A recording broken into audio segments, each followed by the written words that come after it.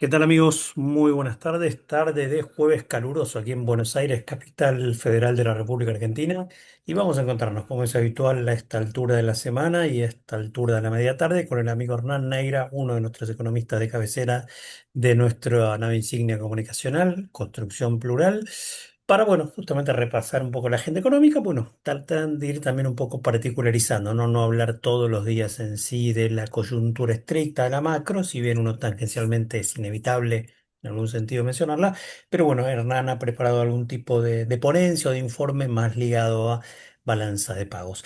En el entorno de un Luis Caputo, me es inevitable mencionar la coyuntura que hoy vuelve a declarar y ya lo voy a referenciar tras saludarlo justamente a Hernán. Hernán, buenas tardes, ¿cómo andás?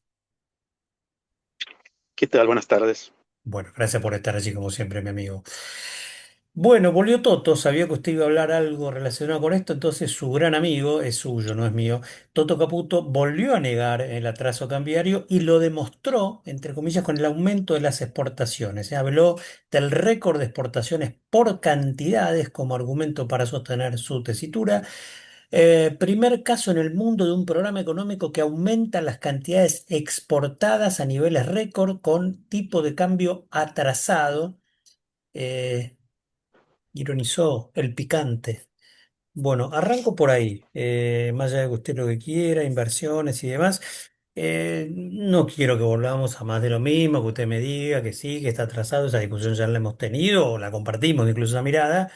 Pero bueno, digo, me es inevitable, aunque quiera yo alejar un poquito la coyuntura, me es inevitable esta referencia a no hay atraso porque la balanza comercial o las exportaciones van bien. Escucho. ¿Hernán? ¿Qué pasó? ¿Hernán? ¿Estás ahí? Ahora sí, se Ah, había bueno, cortado, se bueno. frizó. Bueno, sí, mi conexión dice que es inestable, perdón. ¿Escuchaste un poco o se cortó también mi introducción? No, se cortó. Bueno, decía que queremos hablar o alejarnos un poquito de la coyuntura, hablar de balanza de pago, me decís vos, pero es inevitable a veces, por lo menos tangencialmente, tocarla, ¿no? Digo, Caputo decía esto, creo que lo escuchaste hoy, para bancar, para defender la tesitura del atraso cambiario, el nivel de las exportaciones, de cantidades exportadas, no habla de números, habla de cantidades, niveles récord, ironizando, como siempre, haciendo el picante, con un tipo de cambio, entre comillas, atrasado. Te escucho. Bueno, parece que se frizó un ratito en el medio otra vez. Espero Otra vez, vos, que vamos a ver, después sí. siga bien. Bien, a ver, la, yo no sé qué datos mira Toto, pero em, el récord de exportaciones con tipo de cambio trazado hemos tenido. No hay ningún misterio en eso. En la convertibilidad fuimos batiendo récords de exportaciones. En muchos rubros, en general y en muchos rubros. O sea que se puede Entonces, tener récord con tipo de cambio trazado y das como explicación, das como ejemplo la convertibilidad. y sí, porque depende también de precios, digamos, y por cantidades. Si vos sos un país exportador de granos, y es obvio que vas a estar batiendo récords en volúmenes. Entonces no ese es el indicador. O sea, porque no me quiero poner técnico, pero no es discutible eso. O sea, es una pavada. Ya que lo tiene a su amiguito del alma Bausili en el Banco Central, podría preguntarle cómo va el tipo de cambio multilateral, porque esa estadística la lleva el Banco Central. Así que Te lo pregunto no a es ni vos, de ¿cómo va el picante. tipo de cambio multilateral sin que seas el Banco Central? Está, está bajo, o sea, está bajo. Es bastante simple. Está por debajo del nivel de la devaluación del inicio del gobierno de Macri, que intentó corregir el espanto del tipo de cambio bajo de Cristina, ¿no? Porque tampoco hay que olvidarse que Cristina, a los gritos en su segunda presidencia, dijo, si quieren una devaluación, esperen al próximo gobierno, pensando que regalando dólares iba a ganar las elecciones. Por supuesto que falló, ¿no? Lo mismo le pasó a Macri. Después de devaluar y tener tipo de cambio alto, para la reelección supuso que con tipo de cambio bajo podía conseguir votos. Bueno, así le fue. Entonces, el problema del tipo de cambio bajo es la transferencia de riqueza de un sector a otro, ¿no? Es lo mismo que el tipo de cambio alto también es una transferencia de riqueza de un sector a otro. Sí, sí, Por claro. eso la macroeconomía es un problema de administrar esos conflictos, ¿no? Porque la política económica, como política, lo que administra son esos conflictos. La cosa es que uno de los conflictos que tenemos es la errática, por llamar de alguna forma, política monetaria, ¿no? Porque ya también hemos discutido varias veces esto de que la macro está ordenada. Miren, si la macro estuviera ordenada, no estaríamos, yo ni siquiera estaría discutiendo esto, ¿no? El problema es que la inflación viene subiendo. Las tasas de interés suben a niveles estrambóticos y bajan a niveles estrafalarios, sin seguir ninguna lógica de, a ver, no seré yo quien defienda las metas de inflación, ¿no? Porque acá el que trajo esa idea fue Sturzenegger, que por supuesto fue un fracaso, su gestión, el mantenimiento de las pautas de inflación y qué sé yo. Pero cuando eso se hace de una forma más o menos elegante, constante y prudente, como por ejemplo en Brasil, vos ahí tenés que la inflación tiene metas y no necesariamente se cumplen a rajatabla mes a mes, porque vos lo que tenés es una señal de largo plazo. Es lo mismo que hemos discutido con el tipo de cambio, ¿no? Que no sirve de nada una banda muy amplia porque no te da una señal de largo plazo, ¿no? Porque vos sabés que cuando el margen de variabilidad es tan amplio, no te está dando ninguna señal de nada. Entonces, el problema son las señales. O sea, los economistas creemos que podemos influir en los comportamientos de la gente. Esto es estructural, ¿no? Ujú. En la facultad nos modelan para eso, ¿no? Para creer que podemos inducir ciertos comportamientos en la gente. Y la cosa es que eh, uno intenta eso, ¿no? Todo el tiempo, sean empresarios, sean consumidores, sean trabajadores, uno lo que trata de hacer es eso, de inducir algunos comportamientos. Claro, pero vos cómo inducís comportamientos? Con una pauta sostenida, ¿no? Y acá si hay algo que no hay, son pautas sostenidas. Vuelvo al principio. Cristina tuvo tipo de cambio alto en su segunda presidencia y lo bajó para ganar las elecciones y las perdió. Macri tuvo tipo de cambio alto en la primera parte de su presidencia, después lo mantuvo bajo y perdió. Alberto trató de arreglar la deuda con tipo de cambio alto, después Massa intentó bajarlo para ganar las elecciones, además el Fondo Monetario lo obligó a devaluar, con lo cual fue peor, y después lo quiso bajar, fue un desastre, ¿no? Bueno, ya sabemos cómo terminó. Y acá, cuando llega Milei, sube el tipo de cambio y después lo deja caer a niveles insospechados. Ujú. Entonces, ¿cuál es la señal de largo plazo? Ni ninguna. Pero hace 15 años que no tenemos ninguna señal de largo plazo más que ir a la Bartola. ¿Y sí? Sí. Entonces, eh, lo que hizo Brasil fue completamente distinto, ¿no? Entonces, es que también es lo que hizo Perú, pero a mí realmente tomar de modelo a Perú me da escozor, porque tomar a alguien de modelo no es solamente el modelo económico, es también el modelo social, porque las medidas de política económica implican un cierto modelo de sociedad. Yo prefiero un modelo social donde la gente pase a ser clase media, que es lo que lograron los gobiernos de el PT, no tanto el de Dilma, pero otra vez ahora el de Lula, ¿no? en donde más gente accede al consumo. O sea, pero esto es una idea neoclásica, o sea, no hay mucho misterio. El modelo de Rostow de crecimiento económico lo que busca es eso, es incorporar cada vez a más gente al consumo cada vez más elaborado, ¿no? Ese es el Ujú. objeto de la política económica, tanto Sí. neoclásica como keynesiana. O sea, en esto no puede haber desacuerdo. Claro, a menos que uno sea un fanático ideologizado, ¿no? Ahora, acá tenemos un modelo sumamente ideológico. Ahora, ¿qué es lo que consigue este modelo ideológico? Que, por ejemplo, el año pasado la inversión extranjera en Argentina ya ha sido de 11 mil millones de dólares, mientras en Brasil fueron 71 mil millones de dólares. Entonces, el problema de lo ideológico es enceguecerse con los discursos, ¿no? Si hay una política que atrae 7 veces más que otra, quizás algo deba tener esa política, ¿no?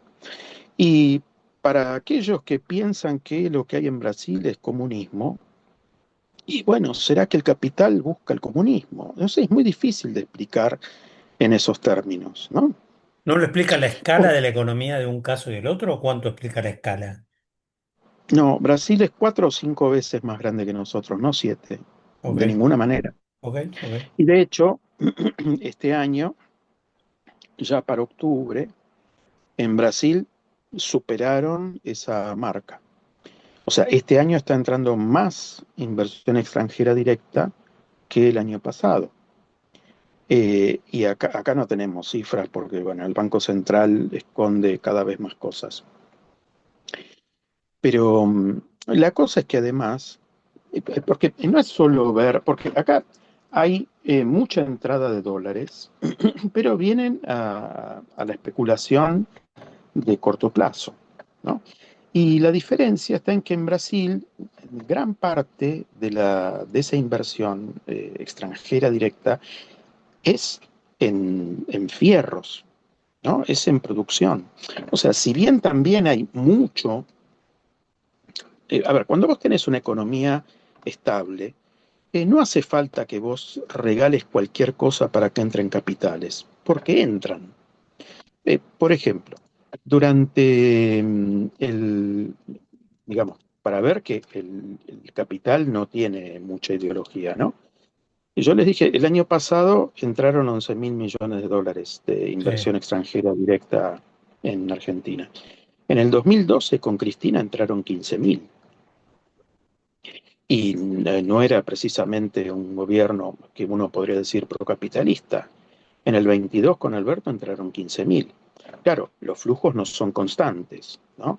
Entonces, por ejemplo, en el 2013, cuando bueno, Cristina ya estaba jugando a bajar el tipo de cambio, entró mucho menos que en el 12 y en el 14 entró mucho menos que en el 13.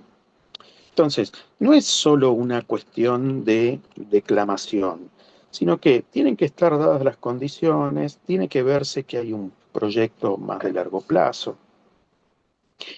Eh, y en Brasil lo que uno ve es que todo eso que es mucho más estable atrae mucha más inversión extranjera. ¿Por qué? Porque el país está generando dólares todo el tiempo. Exporta mucho, mucho. Supo abrir mercados, cosa que nosotros no.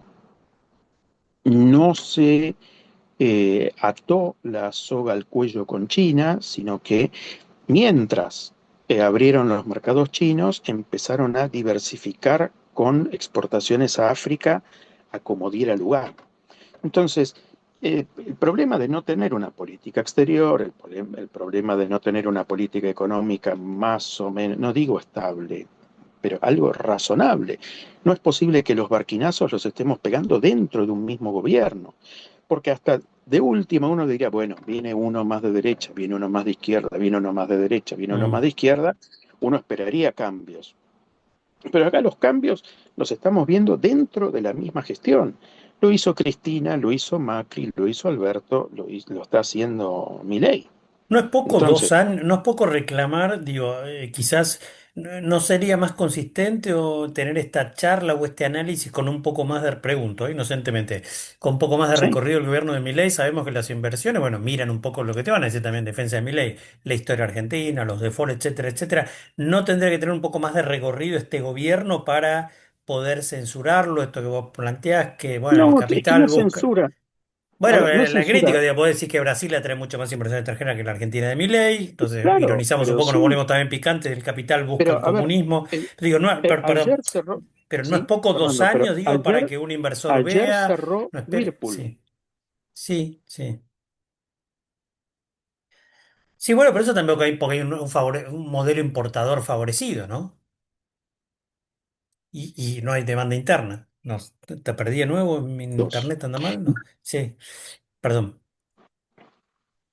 Sí, sí, decime. No, no digo, eso no es porque hay un modelo más importador que exportador y aparte que seguimos con la retracción del mercado interno.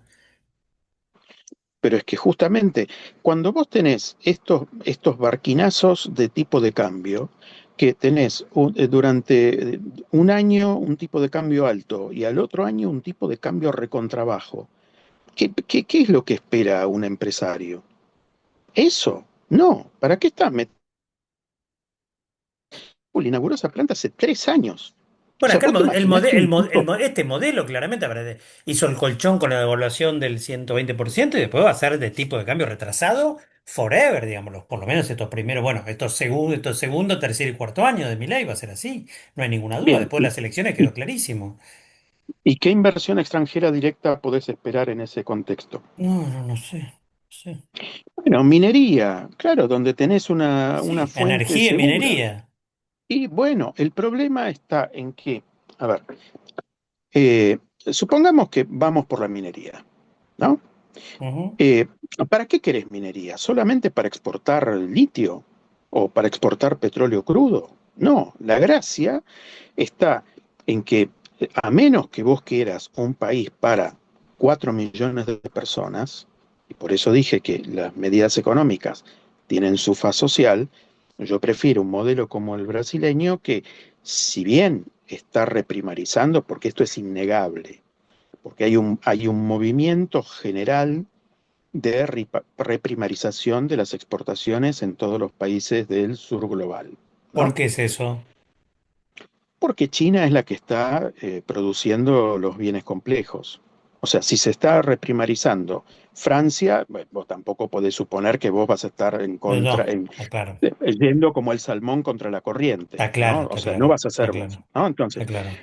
en ese contexto general, donde todos los países, salvo los desarrollados, están viviendo procesos de reprimarización, vos tenés algunas formas de tratar de evitar la reprimarización completa, ¿no? Eso es lo que hace Brasil. Entonces, ¿cómo lo hace? Por ejemplo, con política industrial, tratando de que si ya tenés esas materias primas, se industrialicen en el país, ¿no? Ujú. Entonces, por Sí. ejemplo, en el caso del litio tenés 4 estadios. Desde la extracción del litio puro, un primer proceso de industrialización para exportarlo como polvo y después está la construcción de las baterías y hasta la, ya la reutilización de las baterías. Ahora, en ningún país de Europa ha logrado entrar en la etapa de producción de baterías. Por supuesto que yo no aspiro ni a diseño ni a producción de baterías, porque si no lo logró Alemania, difícilmente lo logremos nosotros. Pero sí avanzar en algún grado eh, de eh, manufactura del litio, de forma de que los salarios de químicos son mayores que los salarios de los mineros. Entonces, es ir avanzando en alguna de esas etapas. Ahora, Ujú. cuando estamos buscando, por ejemplo, cobre, ¿no? Y no por el cobre, sino por dar un ejemplo. Eh, Uno dice, bueno, yo quiero llegar a la manufactura del cobre. Ahora, tenemos el hierro. Y lo que estamos viendo es que Paolo Roca está a los gritos porque lo que estamos destruyendo es la cadena que ya está, la metalúrgica. Entonces, si vos ya tenés acero, si vos tenés incluso tenemos todavía desarrollado un complejo industrial de pymes y medianas empresas, de pequeñas y medianas empresas, no grandes, pero pequeñas y medianas, alrededor de la metalmecánica, que lo que estás haciendo es destruirlo porque ahora se entera don Paolo, después de haber apoyado con cuatro, cinco o seis manos este modelo, que claro, cuando vos le permitís a las empresas de colectivos que importen colectivos enteros, terminados, y claro, las pymes carroceras dejan de carrozar, las que fabrican chasis dejan de fabricar chasis, y entonces nadie le va a comprar el acero a Techín. Ah, caramba. Entonces, el problema es esto, si vos estás reprimarizando todo, el problema es que eso no alcanza, pero esto es tan viejo como Marcelo Diamant escribiendo en Mm, los años 70 que el campo no da para que en ese momento vivieran 20 millones de personas. Imagínate ahora que somos 47. mm. Entonces, ¿qué es lo que hace Brasil? Bueno, eh, obedece al mercado, exporta todo lo que puede exportar de productos primarios y con el resto trata de rearmar lo que nosotros estamos desarmando. Entonces, mientras ellos tratan de construir y reconstruir biotecnología, energía nuclear, nosotros hemos parado el proyecto Karen, o sea que se lo hemos regalado a los yanquis mientras era ¿Qué un proyecto, desarrollo perdón? propio. Karen es un reactor nuclear muy pequeño que es modulable. Entonces, vos podés, de esos pequeños reactores, mientras metieras más módulos, podías generar más energía. Bueno, eso, estábamos a 3 años adelante de las investigaciones yanquis. Bueno, una de las prioridades de la nueva política industrial brasileña es esa, a llegar hasta donde nosotros habíamos ya llegado. Entonces, esto es lo preocupante. Cuando vos no solo no tenés condiciones y el desarrollo estaba encabezado por el Estado y ahora estás destruyendo esas pocas puntas de lanza que tenías, y bueno, ya hay muy poca señal de qué es lo que estás haciendo. Porque, por ejemplo, cuando vos tenés que el Estado argentino está endeudado en el mismo monto que el Estado brasileño, o sea, a este mes, a octubre, la deuda del gobierno federal brasileño es de 83 mil millones de dólares. Solo eso es lo que han pedido entre Macri y Milei. O sea, Toto, ¿no? Básicamente. Toto, en sus distintas versiones, pidió más que todo el stock de deuda que tiene el gobierno de Brasil. Entonces, es obvio que algo no funciona, porque ¿para qué pediste esa plata? ¿No?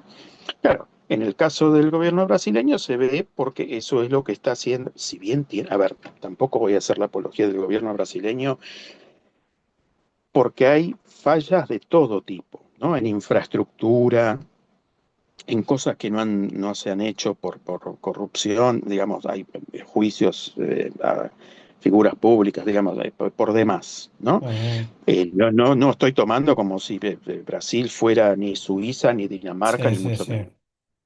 Pero hay una lógica en la política. Hay señales de largo plazo, hay señales de estabilidad, y el grueso de la deuda externa brasileña la toma el sector privado. Claro, el problema es que el sector privado brasileño está endeudado en 600 mil millones de dólares. El problema es que nuestro sector privado está endeudado en 100 mil. El único pequeño problema es que nosotros no tenemos la menor idea de dónde van a salir esos 100 mil dólares, 100 mil millones, el día que los privados quieran pagar la deuda. Porque no hay forma en un país en donde en vez de poder capturar reservas, el gobierno se empeña en que no las va a tener. Y si las vas a comprar a cuentagotas con el superávit fiscal, bueno, peor va a ser el resultado, ¿no? Porque no te van a alcanzar y cuando haya que pagar, porque, a ver, ¿qué es lo inestable? Lo que es inestable inherentemente a nuestra economía es esto que no hay señales de largo plazo, ¿no? Por ejemplo, ahora todas las empresas que han visto que se alargó el, el horizonte de planeamiento porque, bueno, se supone que estos años, mi ley, van a ser más tranquilos porque al parecer va a conseguir los votos para el presupuesto, al parecer va a conseguir votos para reforma fiscal, al parecer Ujú. va a conseguir los Sí. votos para reforma laboral, bla, bla, bla, bla. Claro, se están endeudando más. Claro, el problema es después de mí el diluvio, ¿no? ¿De dónde van a salir esos dólares? Entonces, eh, ¿por qué esta preocupación no es tal en Brasil? Porque tienen un superávit comercial gigantesco. Mm. Y si no alcanza con eso, tienen entrada de guita de empresas que quieren invertir porque hay un mercado que está en constante crecimiento que financian cualquier cosa. Entonces, esa es la diferencia entre por qué Brasil viene creciendo sostenidamente en los últimos 3 4 años, que no es solo un rebote de la pandemia, porque ya un crecimiento de 4 años, digamos que viene bastante sostenido, y nosotros no hemos podido sostener 3 años de crecimiento desde hace 15 años. Esa es la diferencia. Desde que empezamos en esta cosa errática de ir de un lado para el otro, bueno, así estamos, ¿no? Pasan los gobiernos y la única política constante es la errática. Bien. Pasan los gobiernos. ¿Cómo es eso? Pasan los gobiernos y la única política constante es la errática. Sí, sí, es que es eso, es tremendo, porque sabes que todos han hecho exactamente lo mismo, tipo de cambio alto al principio, tipo de cambio bajo después. O Sí, sea, ¿qué sí, puedes esperar de eso? Eso es lo que es dramático, ¿no? sí, sí, sí, sí. Bueno, eso habla, digo, hablo un poco de que mi ley en algún sentido es más de lo mismo. Por otro lado, en parte, estoy siendo abogado del diablo y generoso con el actual gobierno. eh, Relativamente lo exime, lo exime en el sentido de que, bueno, no es distinto para mal de lo que han hecho otros, digamos. O sea, digo, no es No, novedoso que está haciendo el acabose económico en algún sentido, cuando en parte está haciendo parte, está haciendo en parte lo que han hecho otros, ¿no? Refiero, en este caso, lo a cambiario, ver, digamos. sí, yo entiendo muchas cosas, ¿no? Pero, a ver, ponele que no le puedas endilgar muchas cosas porque recién van 2 años. Sí, Ahora, estuvo años cacareando con que sobraba no sé cuánta gente en el Estado, lo mismo que dijo Macri, ¿no? Que sí, sobraba sí, no sé cuánta gente en el Estado. sí, Ahora, sí. en 2 años, ¿no pudieron hacer en serio? Porque suponete que, porque todos dijeron lo mismo, ¿no? Los K metieron no sé cuándo, va a ponerle 1 millón de empleados públicos de más. En 2 años no pudieron ver quiénes eran, quién los que sobraban. No, realmente, en 2 años, no podés. Sí. Eh, entonces, termina haciendo eso. Te digo, en realidad no quieren, ¿no? Hay Y toda una bueno, política pero entonces es eso. o echar y retrasarlo salarialmente, no es que vos, digo, es como todo, la discapacidad no es que ellos quieren mejorar, porque vos decís, bueno, discapacidad también, si ven algunos subsidios de más, lo que sea, bueno, ves, analizás, para la pelota mientras no se lo sacás a todos o unos cuantos, ellos no quieren hecho, la política no es esa, mejorar lo procedimental y separar paja del trigo. No, en realidad es arrasar. Bueno, el topo dentro del Estado, no digo más allá de la exageración. Esa es la filosofía realmente. No hay un tema de mejorar, optimizar el rol del Estado. Lo que realmente se quiere es erradicar o topoizar, como le querramos ver, el Estado, ¿no? El rol del Estado. Dejarlo a la mínima enésima potencia, ¿no? Mira, no, te voy a corregir, porque Corregime. el Banco Central sigue siendo una fuente inagotable de riqueza. Entonces, no es todo el Estado, No, no, a ¿no? ver, digo, bueno, Entonces, sí. Para lo que les conviene, entonces, obvio, obvio, obvio, obvio. supuestamente venían a dinamitar el Banco Central. Sí, Bueno, estamos muy lejos de eso, ¿no? Muy lejos de eso. Entonces, el problema es ese, es la chapucería, la cosa barata de no se puede discutir política, ¿no? Es eso, no se puede discutir política con alguien que no está ni siquiera dispuesto a discutir política. Mm, sí. Cuando por último decías que, a ver que tomé nota para acá, eh, perdón, ¿eh? Sí, A ver, a ver, a ver. Uh, perdón, te queremos, tiro, ¿no? perdón, sí, Sí, ¿cómo? Queremos inversiones en minería solo para exportar litio. Tomé nota por acá y te la quería pasar unos minutos, pero me quedé con esto. A menos que quieras un país para solo 4 millones de personas. ¿Qué quieres decir con eso? Si vos solo apuntás a reprimarizar la economía, en este caso con el litio, a menos que quieras 4 millones de personas, un país para solo 4 millones de personas, adelante. Pero ¿qué tendrías que hacer en ese caso para no tener un país para solo 4 millones de personas en el caso de las exportaciones, por ejemplo, de litio, de parte de la minería, del complejo de minero? eh, el problema es que la minería no genera, en principio, Ujú, tiene un horizonte de vida bastante corto. ujú. Se supone que en 20 años, además ya hay tecnología para recuperar el litio en un 90%. Entonces, dentro de poco va a ser Cómo lo es mismo, eso? Perdón, ¿cómo es eso, recuperar el litio? ¿Cómo es eso? A ver. porque hasta hace un tiempo las baterías de litio no se podía recuperar el litio, por eso vos necesitabas Ah, cada vez más litio. ok. Ah, que ahora se Es puede lo recuperar, mismo no, que entonces no tenés tanta necesidad de la materia prima, digamos, de encontrar litio. claro, Ok. porque después recuperarlo, y más en el mundo desarrollado, donde vos vas a tener toneladas de baterías de litio, Sí, sí. recuperarlo va a ser mucho más barato que mandarlo a traer desde De nuevo, sí, sí, está bien, otro punto del perfecto. mundo. Bien.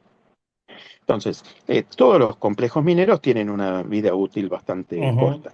sí. Entonces, el litio de extracción tiene más o menos un horizonte de vida de 20 años.